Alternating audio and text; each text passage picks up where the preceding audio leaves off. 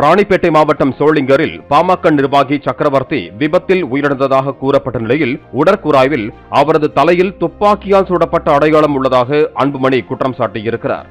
சக்கரவர்த்தி வழக்கில் தேடப்பட்டு வந்த பிரபு என்பவர் தன்னை பிடிக்க வந்த காவல்துறையினரின் வாகனத்தை நோக்கியே துப்பாக்கிச்சூடு நடத்தியுள்ளதாகவும் அன்புமணி தெரிவித்திருக்கிறார். தமிழ்நாட்டில் அதிகரித்திருக்கும் துப்பாக்கி கலாச்சாரத்தை தடுக்க அரசு தவறிவிட்டதாகவும் அவர் விமர்சனம் செய்திருக்கிறார்.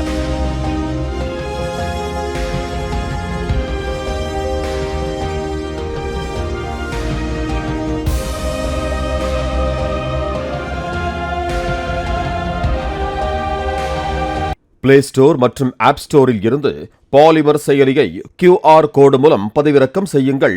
செய்திகளை உடனுக்குடன் பெறுங்கள்.